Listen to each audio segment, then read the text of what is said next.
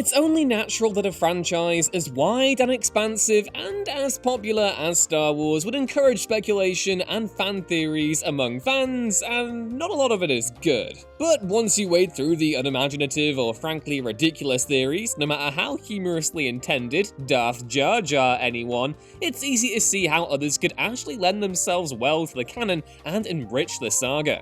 They're not exactly common, but if you fancy headcanoning something for your own enjoyment, well, I'm Ewan, you're watching What Culture Star Wars, and here are 7 Star Wars theories we wish were true. Number 7. The reason why yellow and purple lightsabers are so rare. Some of the biggest questions in Star Wars revolve around lightsabers. Whether it's the making of them or why they emit the colors they do, creators involved in both legends and the current canon have endeavored to explore the ins and outs of the ancient Jedi weapon and what makes them tick. Almost 7 years into the new Star Wars continuity, and the mysteries of the lightsaber have been all but explored, but several questions still remain. One of the biggest to emerge recently is why yellow and purple lightsabers are so rare during the Skywalker saga, but prevalent during the High Republic, which starts about 200 years or so before the events of the Phantom Menace. Only a few characters have wielded yellow and purple sabers from Episode 1 onwards, with Mace Windu the sole figure to have an amethyst blade. We do know, however, that kyber crystals are colorless until they attune to their owner's spirit, so a lightsaber is literally a reflection of what kind of Jedi you are. The High Republic has briefly touched upon how yellow lightsabers are synonymous with the Jedi's beginnings, so the operating assumption currently is that it disappeared largely because the Order had lost its way by the time of the prequels, leaving only the ceremonial blades that are stored at the temple and passed down to the guards with each generation. While that still doesn't necessarily explain amethyst lightsabers, it's long been theorized that amethyst blades signify a Jedi more willing to broach the dark side of the Force, but now the reasons for the color's scarcity remain a mystery. Number 6. Thrawn and Ezra accidentally unleash the galaxy's next big threat. Ahsoka Tano's appearance in The Mandalorian made for an all-timer of a Star Wars moment, but she brought with her a lot of questions that Star Wars Rebels fans in particular are desperate to know the answers to. There'll be some major spoilers ahead for Star Wars Rebels here too, by the way, so best skip to the next entry if you don't want to know how that series ends. At the end of Rebels, Ezra Bridger summons the Purrgil to take Grand Admiral Thrawn away from Lothal. The Purrgil travel along and create their own hyperspace lanes across the galaxy, and the last time we see Ezra and Thrawn, it's when they're being sucked into hyperspace together. Rebels' epilogue picks up with Sabine Wren and Ahsoka as they embark on their own search to find Ezra, shortly after the events of Episode 6, but the latter is still clearly searching for the Grand Admiral at the time of The Mandalorian, which takes place 5 years after that film. This leaves a lot of space left to cover, especially with Ezra and Thrawn traveling so deep into the unknown reaches of the galaxy, which is also where some of Star Wars' most terrifying threats lie in wait. Timothy Zahn's Thrawn book show that the character only joins the Empire as he sees them as the only other viable force capable of helping the Chiss defeat the Grisk, a species similar to Legend's Yuuzhan Vong. Might it be possible the two unwittingly provide the route for the Grisk to mount an actual invasion of the galaxy, and that's what the Mandalorian spin-offs eventually cross over into? It seems doubtful, as it looks as though the TV shows look set to bridge the gap between the original trilogy and the sequels, but a new threat in Star Wars would be great to see, and especially seeing more of Thrawn in that post-Return of the Jedi setting. Number 5. Enfys Nest descends from the Nile. While this depressingly isn't the space to devote an entire entry to just how unexpectedly fun and underrated Solo a Star Wars story is, it does give me the opportunity to hype up one of the spin-off's biggest characters, Enfys Nest. Portrayed by Erin Kellyman, Enfys led a group of marauders known as the Cloud Riders and were positioned as the film's initial antagonist before the big reveal that they were actually victims of Crimson Dawn, the organization run by Maul. Nest and the Cloud Riders' designs were almost medieval in look, with many utilizing a mix of blasters and melee weapons in combat. When Lucasfilm announced the High Republic and showed off the series' villains, the Nile, a band of marauding pirates who terrorized the galaxy with similar looking outfits and weapons, fans made the connection that the two could be linked. Now, obviously the Cloud Riders are a heck of a lot more noble than the Nile were, but a lot can change over the course of 200 years, and there's every chance that those who were born into the Nile were able to reform the group. There could also be the possibility that a group splintered off after witnessing one atrocity too many, thus forming the Cloud Riders, and vowing only to take up arms against those who would seek to repeat the Nile's unique brand of barbarism. Number 4. Finn becomes an actual Jedi after Episode 9. Whatever your thoughts on the sequel trilogy, I think most of us would be able to agree that Lucasfilm did John Boyega dirty.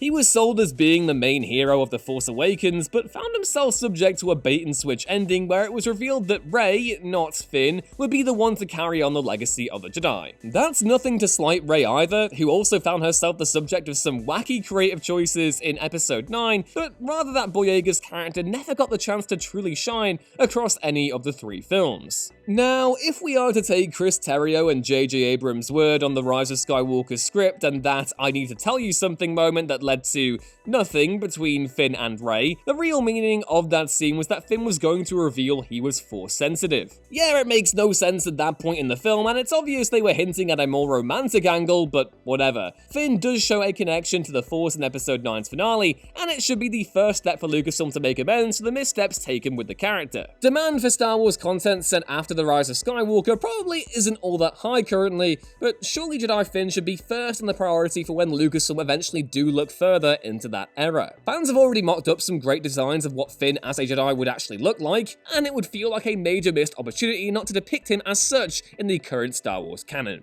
Number 3. Mace Windu survived Revenge of the Sith. Okay, so controversially, I'm not currently on the Mace Windu should return train. I love the fact that Samuel Jackson is in Star Wars, and Windu as a character clearly has loads of untapped potential we're yet to see, but unlike other fans, I don't really understand the hype behind the idea he could return in The Mandalorian, which he obviously didn't. That said, this theory has so much support behind it that it would be remiss to not include it here, and especially so given Jackson himself has weighed in on the matter on separate occasions. The Revenge of the Sith actor has previously stated his own desire to reprise the role post-Episode 3, and has even gone so far as to say that George Lucas believes that Windu really did survive his encounter with Darth Sidious. And to be fair, it's easy to see the potential a fugitive Windu series could actually have. In the prequels, the character essentially served the purpose of typifying the arrogance of the Jedi Council, and there's a lot to be said about how his treatment of Anakin may have contributed to his fall to the dark side. All the Jedi were guilty of not being able to save Skywalker. A cross Obi-Wan and Yoda had to bear on Tatooine and Dagobah respectively, but Windu? He may have had the foresight to see Anakin's darkness, but at the same time, that lack of trust may have ostracized Obi-Wan's apprentice from his peers and pushed him further into the arms of Palpatine. Seeing him navigate that as he weighs up his next steps could make for an interesting miniseries or even novel. At the very least though, no one can deny just how cool old Mace would look on screen, such as in this image here made by Spider-Monkey on Instagram.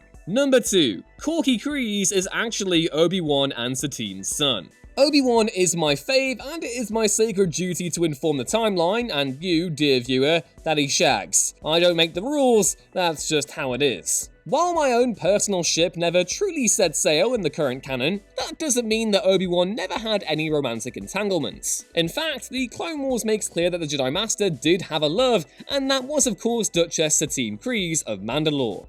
The two were caught between two destinies though. Kenobi was meant to be a Jedi, and Satine had her own ambitions to help the Mandalorian people as a politician. While Obi-Wan would reveal when they met years later that he would have left the Jedi Order had she asked, they were never able to commit to a formal relationship. Of course, that hasn't stopped fans from speculating that their time together may have led to the birth of a child, and one child in particular, Corky Cres, Satine's nephew who, as viewers have noted, bears more than a passing resemblance to the Duchess and her beloved Jedi. The timeline on Corky and Satine and Obi-Wan's time on the run is a little bit murky, but it's not entirely outside the realms of possibility that their relationship could have led to a child. And while it is true that Star Wars gets a little bit boring when it becomes just a big old lineage fest, it's not difficult to find the idea of a half Mandalorian, half Kenobi at least a little bit cool. And number 1, Luke Skywalker's lightsaber is powered by Qui Gons Crystal. While the creation of Luke Skywalker's lightsaber was covered in depth in Star Wars Legends, which revealed how Luke used a synthetic crystal to power his weapon, its origins are a little less clear in the new canon. All we know for certain is that he modeled the design on Obi-Wan's lightsaber and built it using parts he found in his old master's home. The provenance of the green kyber crystal housed within the blade is still unknown. Now, there's a good chance that the full details of how Luke built his first lightsaber will be revealed in Charles Soule's ongoing Star Wars comic, which is set in between episodes 5 and 6, but that doesn't mean we can't have fun theorizing in the meantime. It could be that Luke ventured to Ilum or another planet where kyber grew naturally to find his crystal, but if we're really leaning into the idea he found everything he needed to complete the blade in Obi-Wan's hut, wouldn't it make much more sense for it to be Qui Gon's crystal instead, given we know he brought Jin's lightsaber with him to Tatooine? Think about it. I mean, really think about it. Despite only appearing in the one film, Qui-Gon is one of the most pivotal characters in the Skywalker saga, responsible for teaching Kenobi and bringing Anakin to the Jedi Temple. He always believed in the Chosen One prophecy, and to see his legacy live on in the weapon of the Jedi who would one day redeem Anakin would be incredibly fitting. And those were 7 Star Wars theories we wish would come true. Do you have any you want to become a reality? Let me know in the comments below, and please don't forget to like the video if you enjoyed it, and to subscribe to Our Culture Star Wars so you don't miss another upload. I've been Ewan, catch me on Twitter at EwanRuinsThings if you want to, and I will see you next time. Bye!